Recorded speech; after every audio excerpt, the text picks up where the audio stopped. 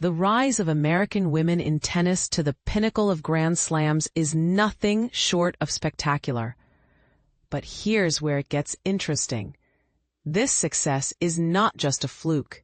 It's a testament to the deep-rooted culture and systematic support that has nurtured these athletes from a young age.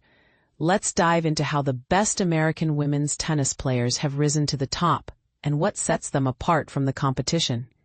Coco Gauff, the youngest and perhaps the most promising of the bunch, stands out as the last American woman to clinch a Grand Slam title, specifically the French Open in June. However, her journey hasn't been without its challenges. Gauff has faced some inconsistency this summer, leading her to seek the expertise of a biomechanics specialist to refine her serve. Despite these hurdles, she remains a formidable contender. But Gauff isn't the only one in the spotlight. Madison Keys, the 2025 Australian Open champion, has also been a dominant force. Jessica Pegula, who reached the U.S. Open final last year, and Anisimova, the 2025 Wimbledon finalist, are equally strong contenders. These players, along with others like Emma Navarro and McCartney Kessler, form a robust contingent of American women who are making waves in the tennis world. And this is the part most people miss. The depth of talent in American women's tennis is staggering. 2 American women have won the last 4 Grand Slam singles finals, and the top rankings are heavily populated by U.S. players. With 2 in the top 4 and 3 in the top 6, the U.S. has a strong presence in the upper echelons of the sport. The U.S. Open, in particular, has become a stage where American women shine. The support and infrastructure in place have created a fertile ground for these athletes to flourish. From the early days of Serena and Venus Williams to the current generation, American women have been the torchbearers of the sport. Controversy alert. While the success of American women in tennis is undeniable, the men's side has struggled to keep pace. Gauff herself quipped at the Cincinnati Open, "The men have to catch up." This stark contrast raises questions about the systemic differences in support and resources between male and female athletes in the U.S. The roots of this success lie in a culture that has long embraced and funded the dreams of young girls in sports. Title IX, enacted over half a century ago, mandated equality in scholastic sports, paving the way for a generation of female athletes. Mark Lucero, a seasoned coach, attributes much of this success to the social encouragement of competitiveness among American girls. Women in the U.S. are encouraged to play sports, to stand out, and to be ruthless competitors, he noted.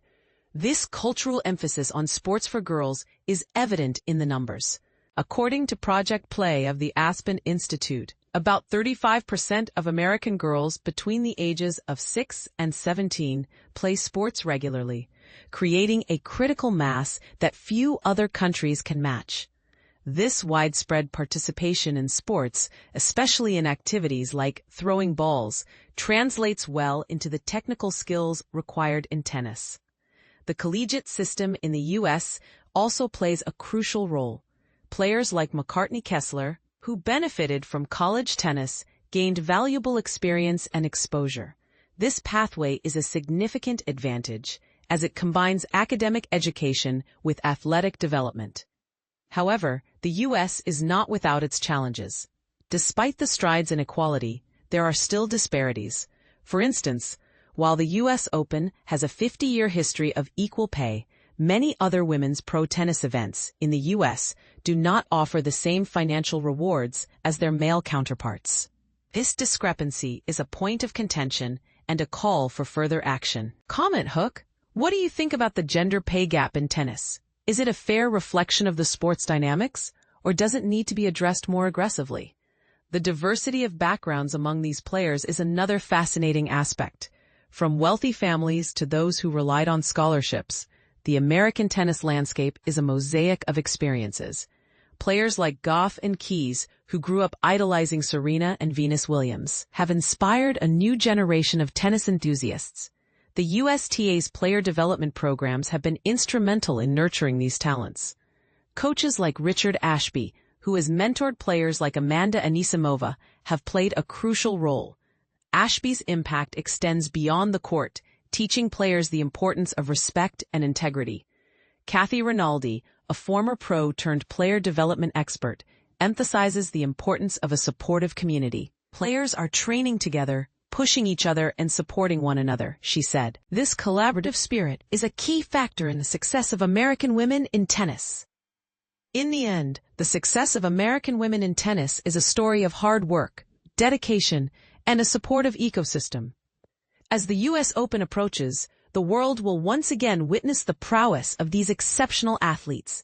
Whether it's Gauff, Keys, Pegula, or Anisimova, the future of American women's tennis looks bright and promising.